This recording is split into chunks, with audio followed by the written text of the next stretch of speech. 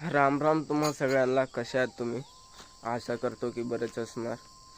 आज का होते का नाही माहिती नाही. ह्या व्लॉगमध्ये काय पण इंटरेस्टिंग होण्यासारखं वाटलं ते दाखवतो तुम्हाला.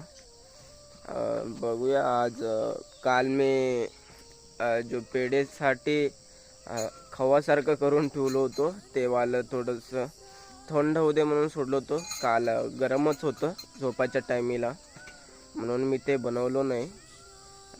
तर आता घरला गेल्यानंतरला बनवतो ते. आता मी दूध ते सगळं पिळून घेतलो. आता म्हैशांना चारा करतो.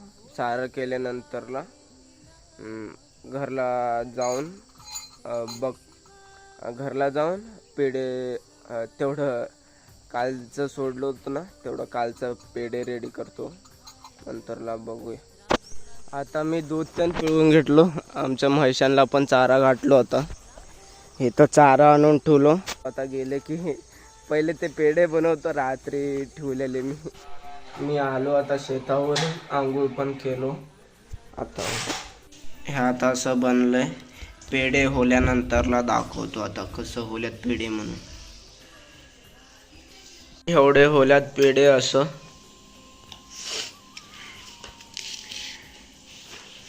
एवढं 1.5-2 लिटरचं दूध आहे. दुधाचं पेढे आहे ते. मी आता शेताला आलो होतो. तिथं म्हैशांना चारा घालासाठी. आता 1-2 महिन्यामध्ये ऊस पण जाणार आहे. मगर आता परत पाऊस चालू होलं. दसऱ्यामध्ये गेलो होतो पाऊस आणि आता परत चालू होलंय. पहिलेच कट्टा ते अजून चिखलच आहे आमचं.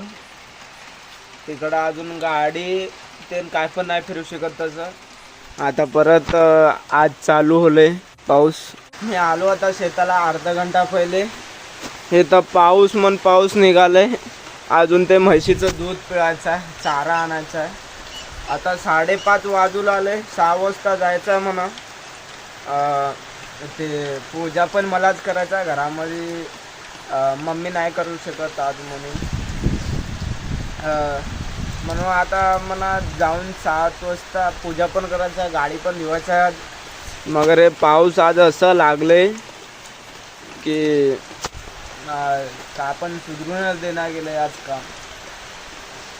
जेव्हा गेलो तेव्हा करतो पूजा. 7 वाजताचा टाईम आहे. 7 वाजून 3 वाजल्यापासून 1 घंट्याचा टाईम आहे. 8 वाजेपर्यंत. बघूया आम्ही कसं पूजा करतो. ते स्टार्टिंग धरणं तर नाही दाखवू शकत. मगर पूजा होल्यानंतरला मी पूजा कसं केलो म्हणून ते दाखवतो आज. मी शेतावरून येऊन आता इथं पूजा केलो. एकदम असं नॉर्मल केलो. मी एकदम सिंपल केलो. माझ्यापासून कसं होलं तसं. आजच्यासाठी एवढंच होतं. अगर हे व्हिडिओ तुम्हाला जरा पण चांगले वाटले तर लाईक करा, सबस्क्राईब करा आणि सपोर्ट करा.